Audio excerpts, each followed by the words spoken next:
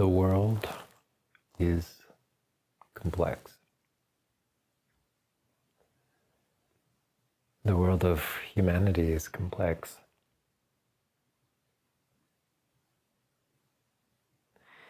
But the truth, the foundation of reality is simple. Yet we lose touch with this simplicity. And each time I make these videos, I attempt to first get in touch with that simplicity within. I close my eyes and turn inwards.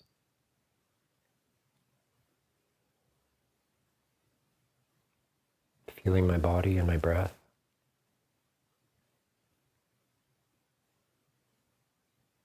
To reconnect with that inner wisdom.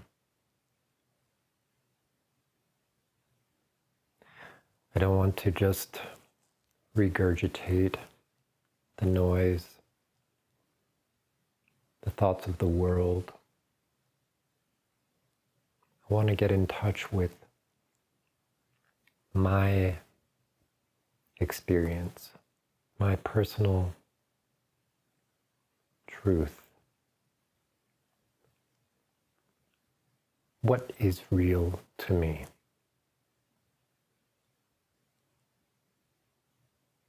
And that's not an easy thing to do. The world is very compelling. We're trained to focus on the noise of the world and to delegitimize our inner awareness, our inner voice.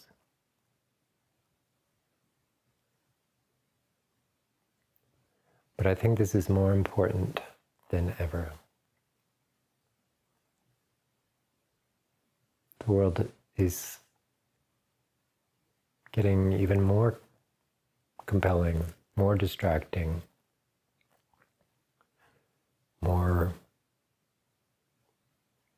fear-stoking.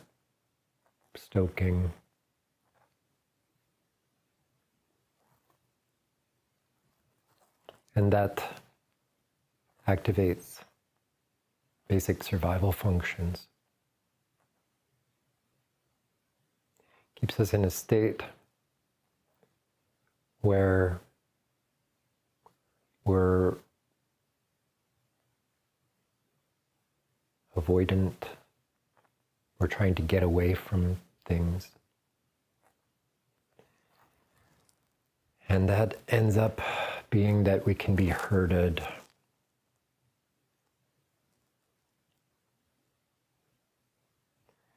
But our best strategy, I believe, is in slowing down, tapping into other capacities that we have. When we understand how our nervous system works, where there's basically two different functions of fight and flight, or rest and digest. When we understand how these two systems are mutually exclusive, and our body is either in this upregulated fight or flight state, or this relaxed, deeper, healing, and ultimately wiser state, then we can learn how to guide ourselves into that state in spite of the conditions. For example, in an argument with somebody, we can remember to breathe can remember to feel our bodies and pause. And when we're exposed to all sorts of media, we might be having arguments in our head. We might be fighting with invisible enemies. And so, as I say, it's even more important now to understand and be aware of our nervous system and how it's being activated and how we can regain control of it, or guide it at least into a better state. Because when we're in that relaxed state, we actually have a greater capacity to assess a situation and to respond wisely.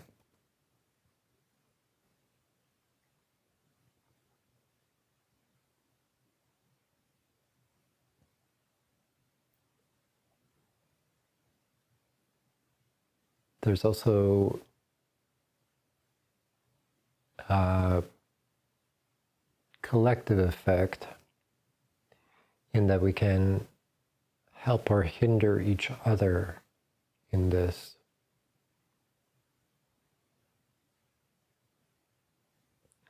I think many of us have grown distrustful of other people. And as I disclosed in a previous video, my investigation of my own attachment style and how it's, I believe, of the disorganized type. And I imagine this actually isn't so uncommon, at least to some degree, where there's a desire and an anxiousness to connect with people and to receive all of the many benefits of that. And there are many benefits. And one is in increasing our safety. It's easier to provide for your basic needs when you're part of at least a partnership and ideally a community. But there's also the fear of loss of freedom in that. We also need to have the freedom to have our own thoughts and our own behaviors as long as they're not harming other people. And it seems when this pendulum is swinging of kind of rejection of everything and this kind of knee-jerk rebelliousness, which is natural in adolescence, but it's necessary to outgrow that so that we can form bonds in community.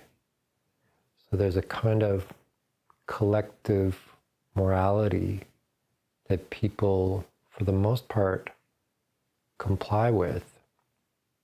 I think it's essential that be regularly assessed and revised if there are problems identified. All things should evolve and grow and be fluid. Yet there's also the importance of structure and rules. This is a dynamic that exists in nature. We just look at plants, for example, where they have a cellular structure, they have a cell wall, they have this integrity that comes from a degree of stiffness or rigidity, but there's also a softness, an ability to bend. And the cell walls, while being defensive, they also have doorways where things can pass through that cell wall. So it's this kind of dance between rigidity and softness. And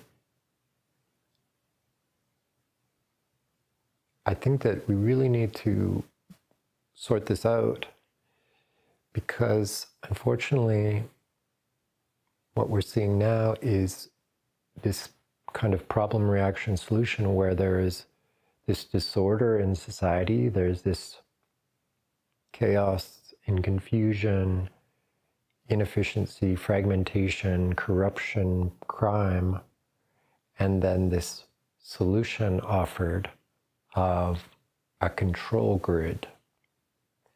And this is definitely not in humanity's best interest. The things that are being offered are really a reduction, are a co-opted version of what already exists in nature. It already exists in humanity, is our ability to communicate with each other, to organize, to have systems. We don't want that being done by machines, because machines do not have the connection with the field, with the intelligence of nature, or I would say spirit, the informing that spirit does of everything in nature. Machines do not evolve. They only operate within their parameters. So I think we need to really take the time to re-establish our connection with nature and allow it to inform us how to build society and harmonize ourselves, reharmonize ourselves with natural systems and natural ways of doing things. And the way to do that is through reflection, introspection, connecting with nature, which we can do by listening, by going into the silence, by creating a space, a sanctuary away from the world where we can just listen and immerse ourselves in the voice from within. That voice is directly coming from nature, that interconnected web of intelligence. And I believe that this is something that is a strong possibility in the age of Aquarius, in establishing new ways, new old ways of community, of connectivity. But we mustn't let it be co-opted by the negative potential of the Aquarius age, which is this sanitizing, which is this homogenization of everything. We need to tap in to the opposite sign of Leo and that animal instinct, that courage of the heart. And really consider that the community is made up of individuals.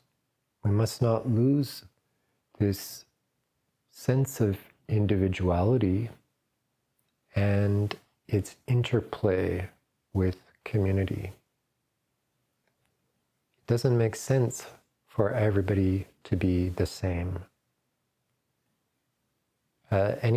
Even if we look at a machine or an animal, anything is made up of parts with different functions. And that's what creates a dynamic. That's what creates the beauty in complexity. In the complexity of an organism. And the human body, for example, is so complex, and yet it has this unifying theme and harmony within it. I am trying to address my own dysfunction where I'm not in harmony with myself, where there's divide within myself or conflicting motives, where essentially I'm like a car, I'm driving a car and holding down both the gas and the brake. And it's creating a lot of friction and turmoil within me. And then, of course, that spills out into my relationships with everyone else. So I identify that the root of the problem is within me and how well I am functioning, how healthy I am within myself.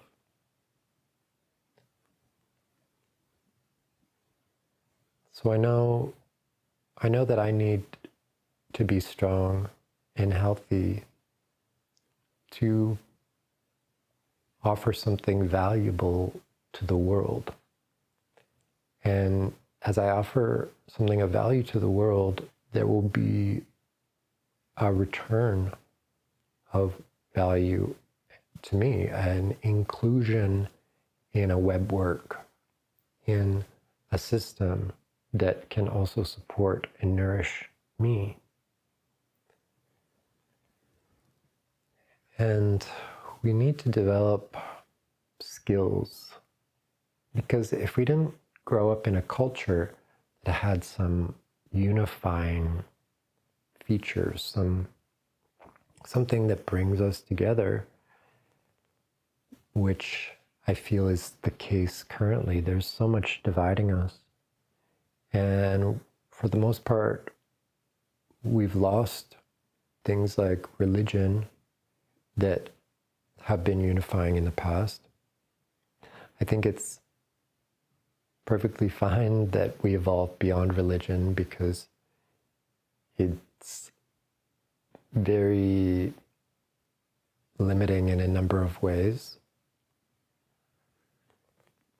And it seems like there's this lacking of true wisdom, where it seems it's an either-or mentality, where it's no religion, atheistic approach to life, or a dogmatic one of my religion is the right one. And this seems like a really old paradigm. I think that we can look at the world of religion and see commonalities. We can see things like the golden rule about treating others like you'd be like to be treated. And there's many technologies essentially for building rapport within people, in, for example, even just teaching people a language allows them to interact with each other. And then there's methods of effective communication. It's not just about throwing words at somebody. It's also about listening. It's about understanding the meaning behind their words, asking for clarification, reflective listening, ownership of ideas, in that when I express something, I'm recognizing that it's just my perspective, just my opinion, and there's some very toxic ways of communicating that we should be wary of, and maybe they're unconscious from that other person, and so we can ask questions, we can examine somebody's logic, we can debate about things, and these are all very good and rapport building. Right now we're in this place where words are considered violence and people are reacting hostilely to people's words. And this is very dreadful. There's censorship threats, there's censorship going on, it has been for a while. And again, this is very detrimental to us having a cohesive society.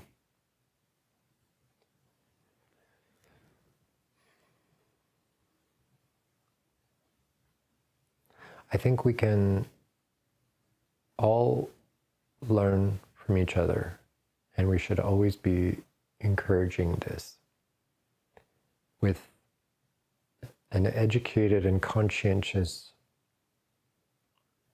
society, then there's no reason to be afraid of words. When we recognize that they're just thoughts, and people are not their thoughts. Thoughts come and go, and we can have thoughts that don't reflect us.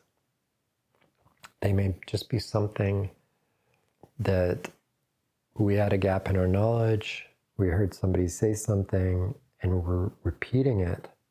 We might even be repeating it to test it out, to see what other people think of it.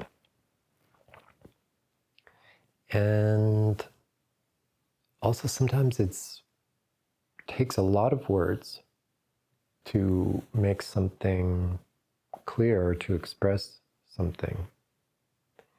And too often now things are rendered down to very simplistic terms. So I think we need to be much more patient when we're listening to other people, and we need to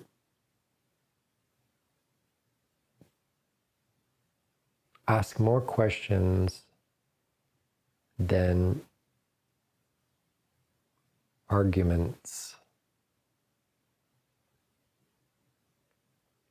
Because I think that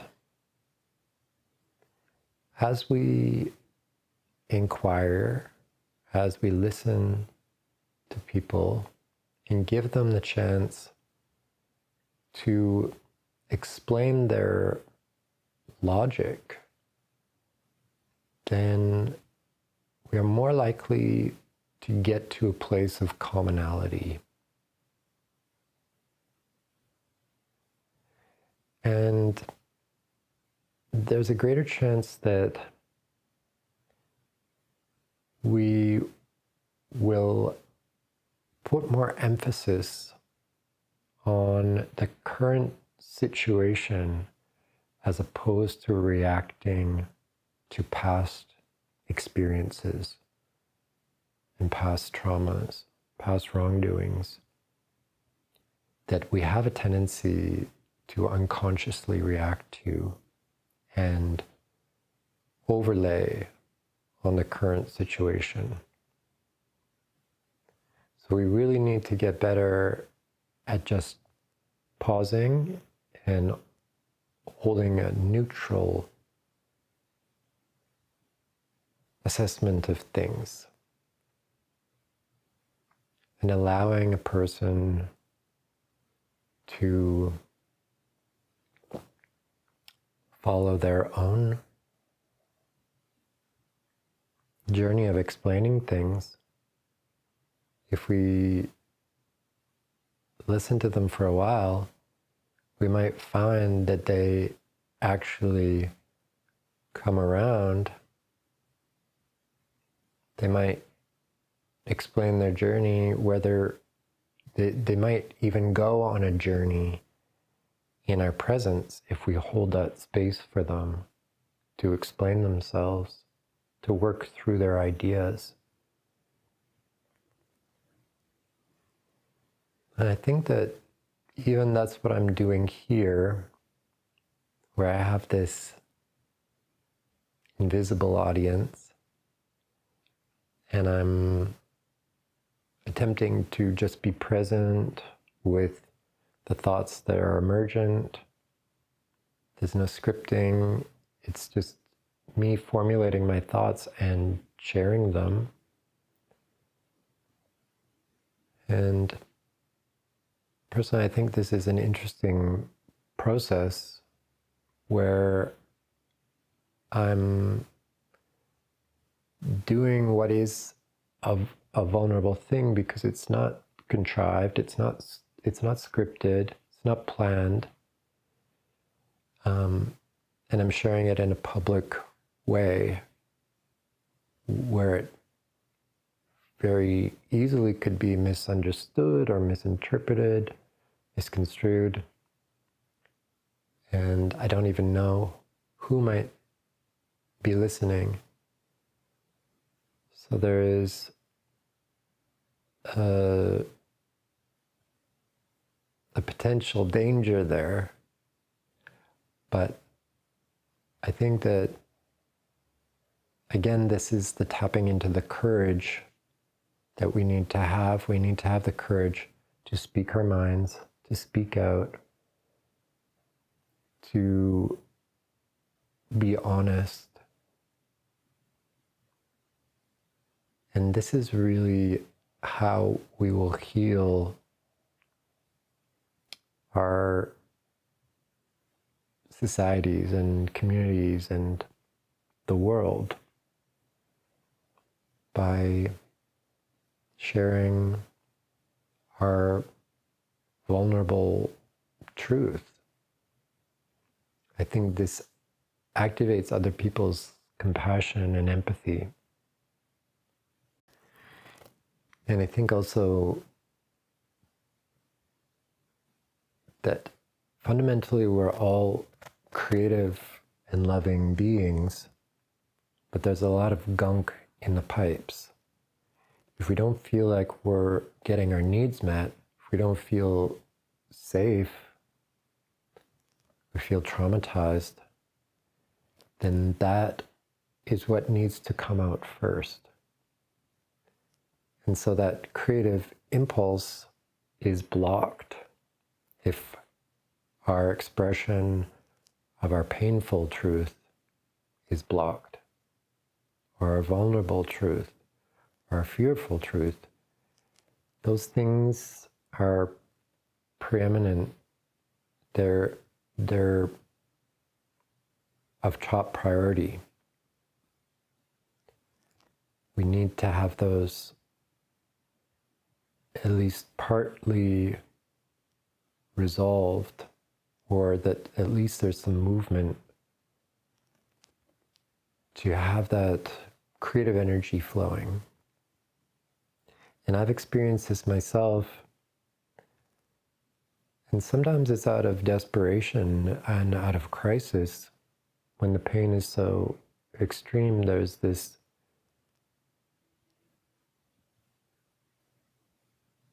urgency to express oneself. And that has definitely motivated me at times. There's a lot of inner pressure there because it also feels dangerous to do that. If you're already hurting, the tendency is to isolate or my tendency is to isolate, not open myself up for more pain. But as I say, sometimes in crisis, there is an overriding of that. And I think, again, there's something interesting in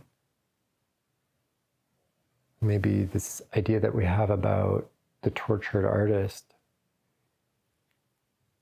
And I think art and creativity definitely can go hand in hand with trauma, or this sensitivity, this observation of the world. And there's a kind of urgency to express it. And I think that's a much healthier way than violence, for example. We see all these protests, and I think that's because and not just protests, but counter-protests and violent counter-protests, as we see with Antifa, which is perhaps one of the grossest manifestations of the dysfunction in our society. And I think that we really need to lean away from politics and back towards art, which actually has the tools and the application that is much more effective in resolving some of these dysfunctional things.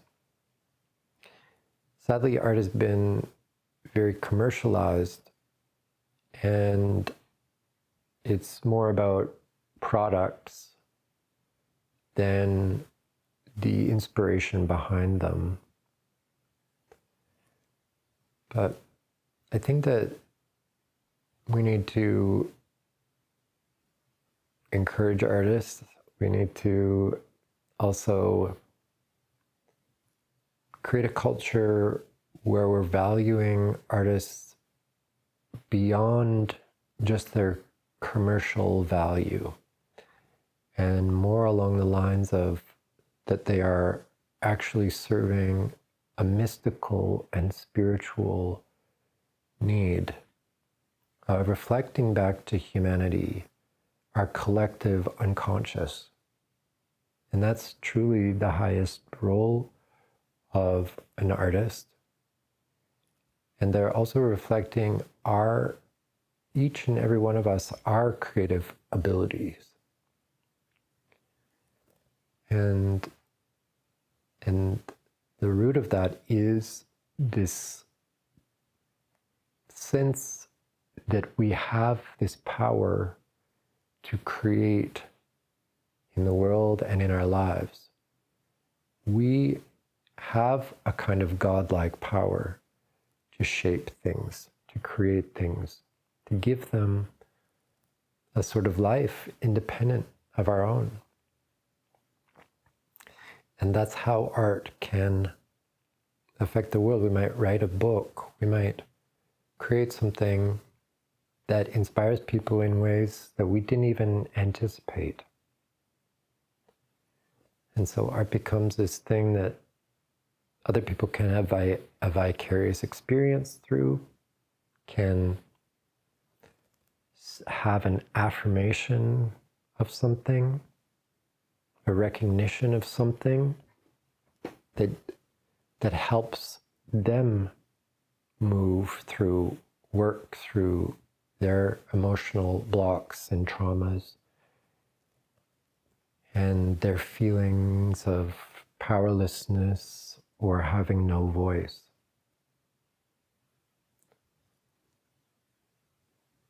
So I think we very much need to look more to our artists and less to our politicians, because our politicians are just dividing us and they're not providing any solutions. The solutions that they offer are really without creativity. They're about control, Because that's all those people who are completely reliant on intellect and essentially disavow spirit or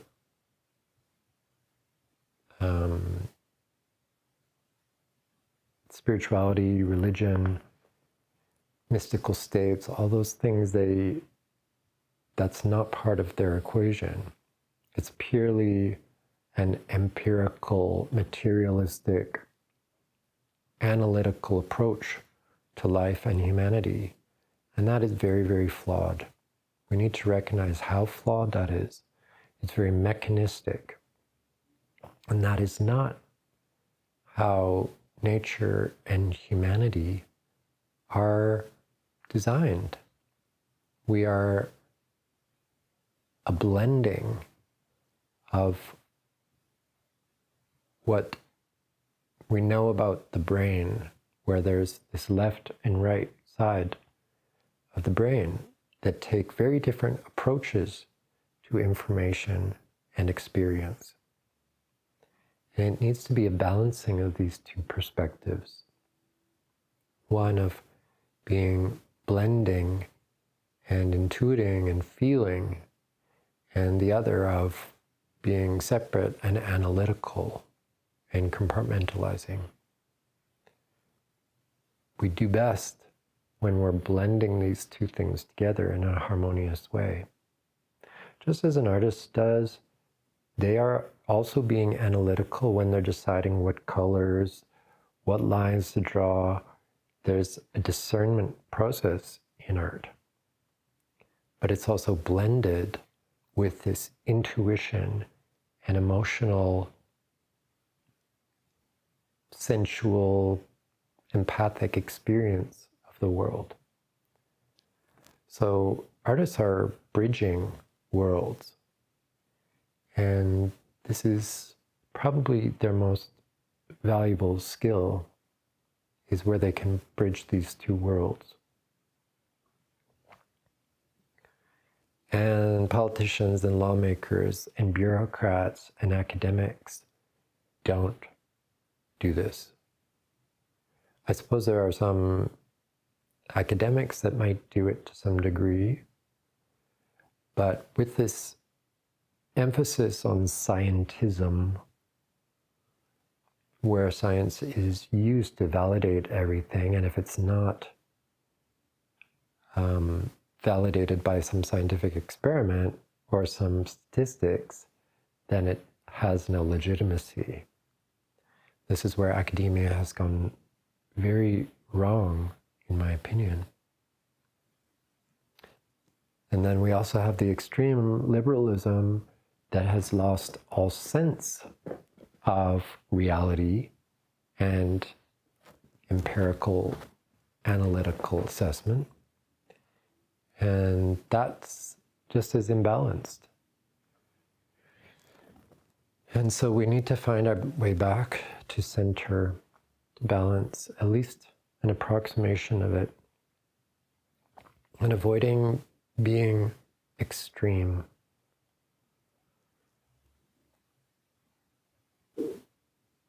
So this is also me talking to myself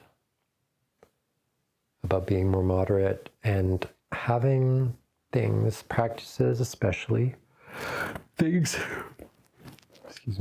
that I do on a regular basis that moderate and normalize some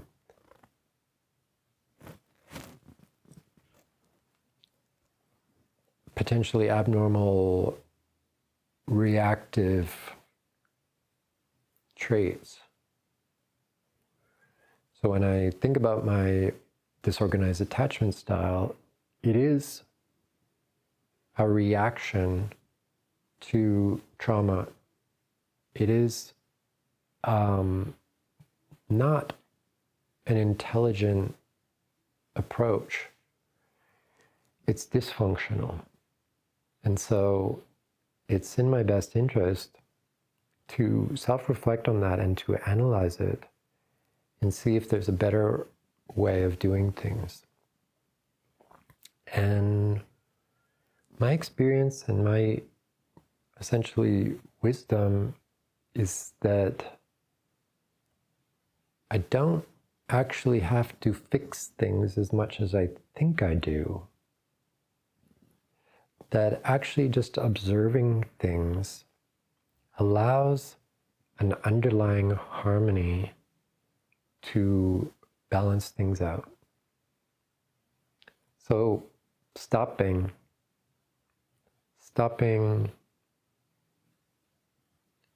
can harmonize things. For example, we might have some illness and we might think, oh, I've got to throw a bunch of things at it. I've got to take all these supplements. I've got to do all these procedures. I've got to do a bunch of things to fix my health. Yet, actually, some of those things could be harmful. And the body itself knows precisely what it needs. And it's able to do a lot of things to bring our bodies back into health. That, again, with the parasympathetic, if we just rest, if we just allow our body some space and time, it can often address many things. If we just stop interfering with it, if we stop doing a lot of things that maybe caused the problem in the first place, then it will come back to a center point of balance. So,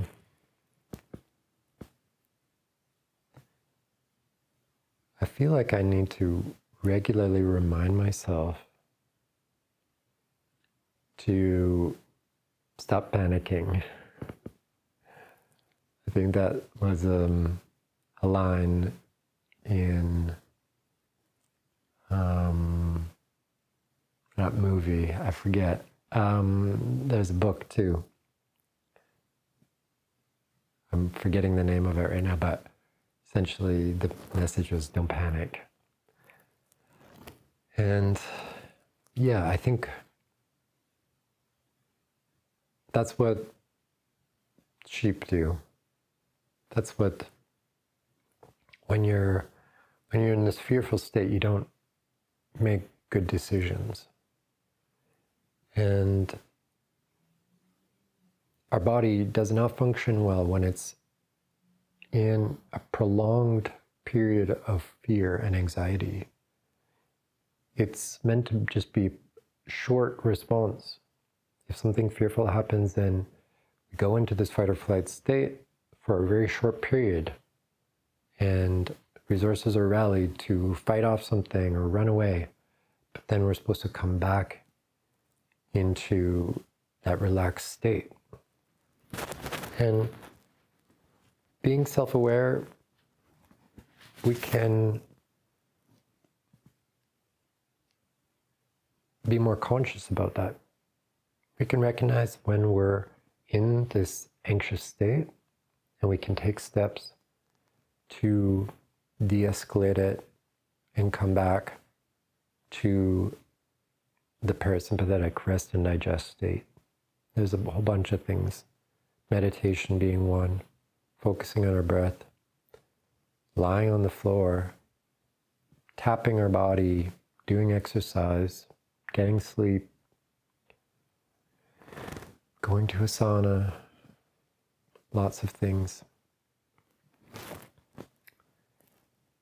And this gives us a fighting chance.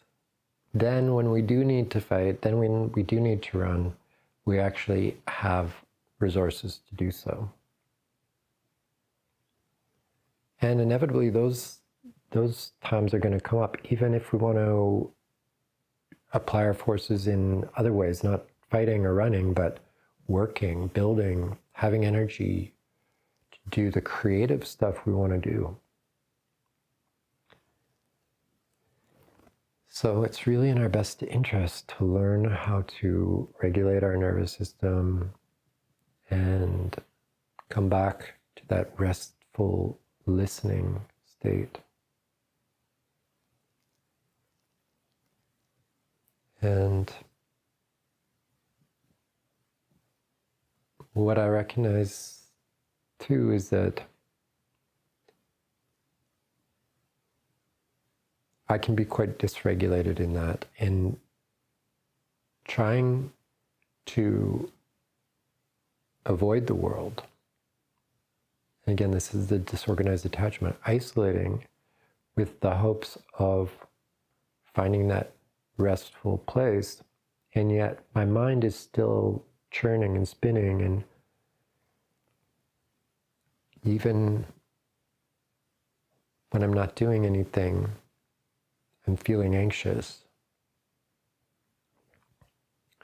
So I have to make sure that I'm practicing it, because that's entrainment.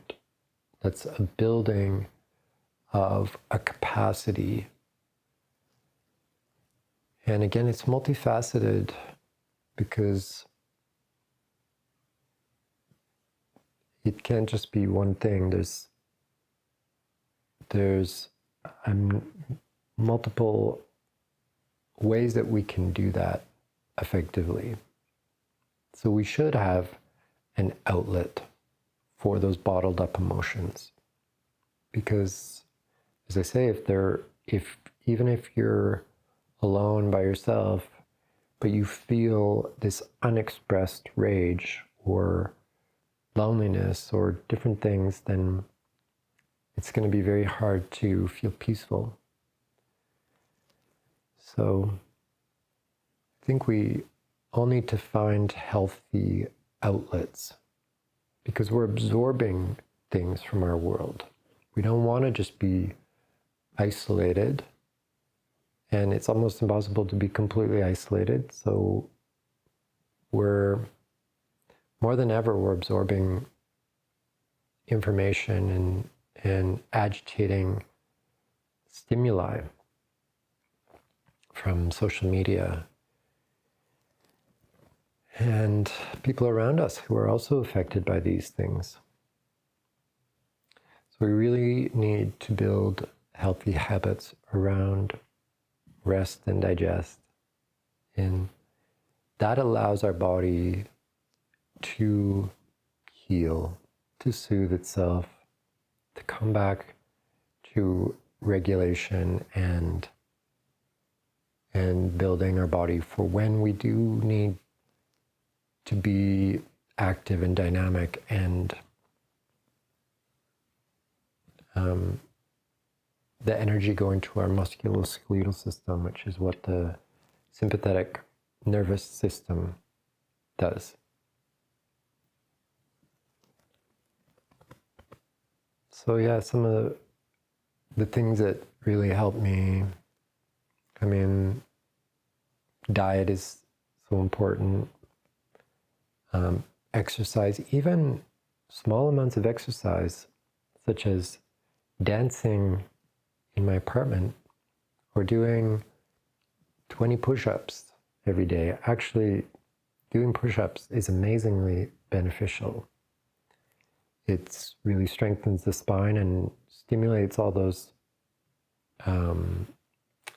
nerves along the spine. And the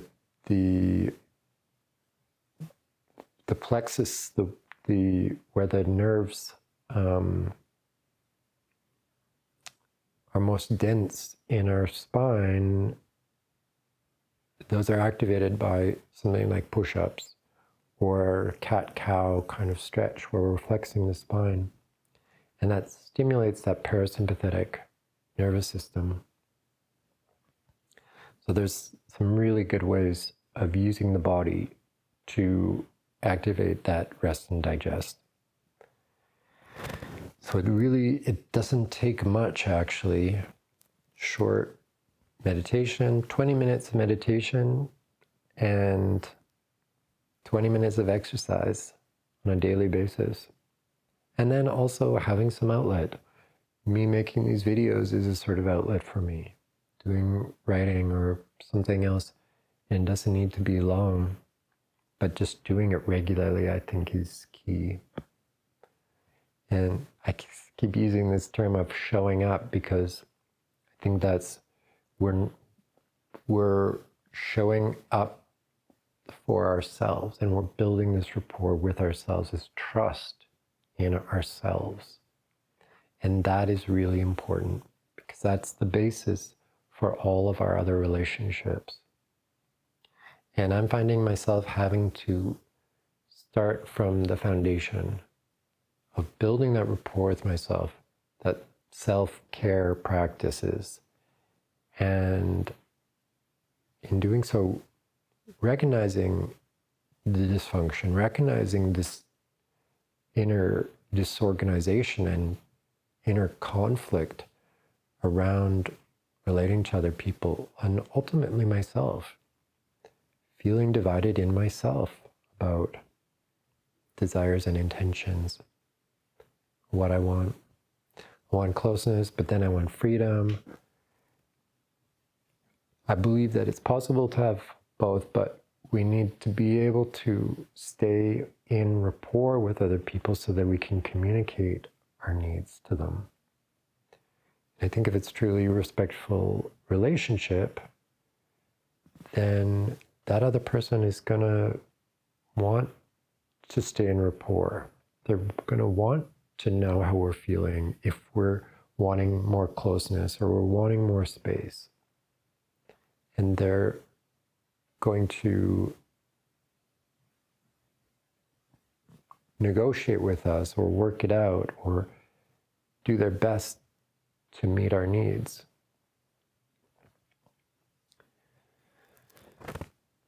So it is quite complex, but it's also simple. I think that when we are in that parasympathetic state, actually it seems quite simple. It's like we're returning to the simplicity and things make a lot more sense. And we tend to let go of the complexity. We actually find satisfaction in simplicity.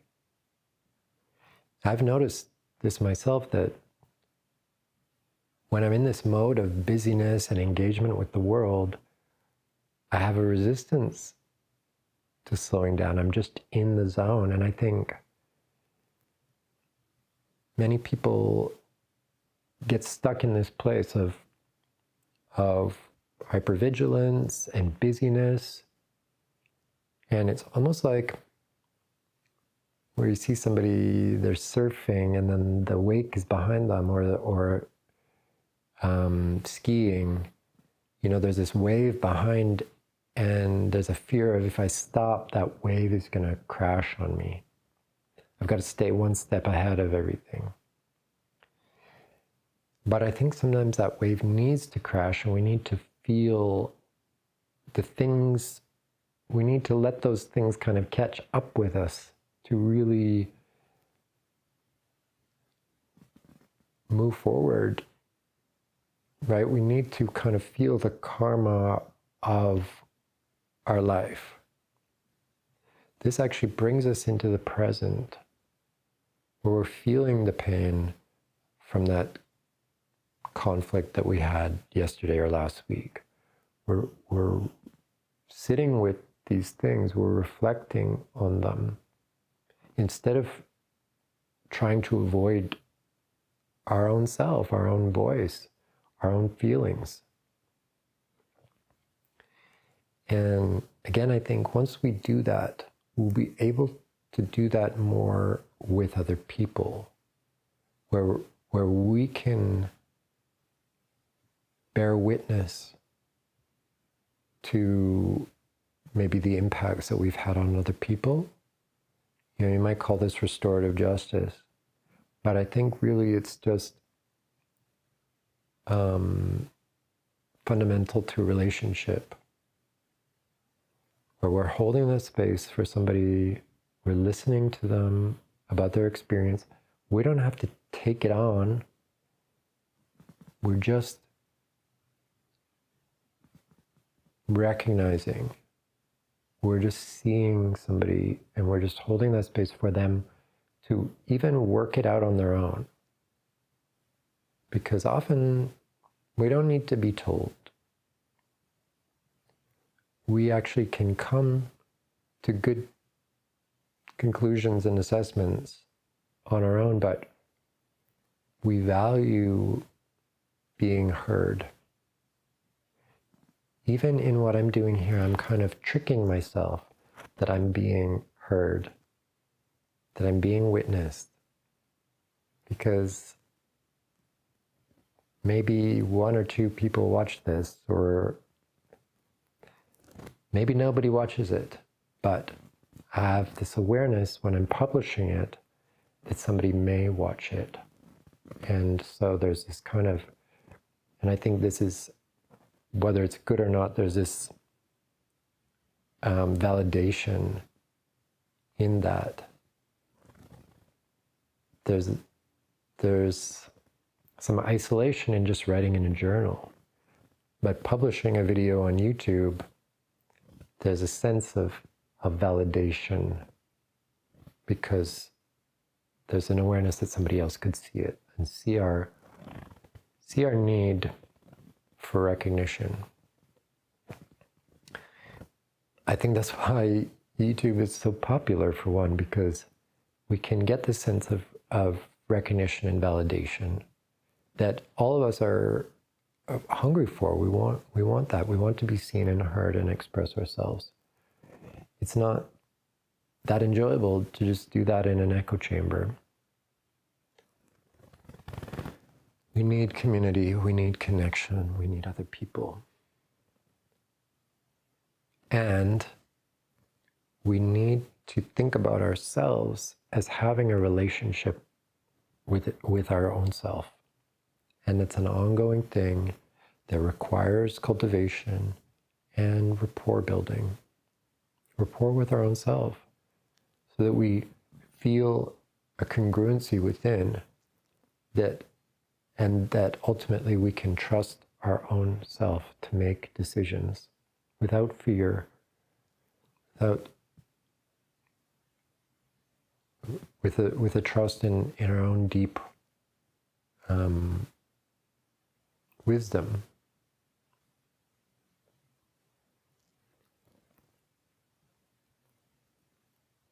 I think that's very important, because then we have something that we can give to others.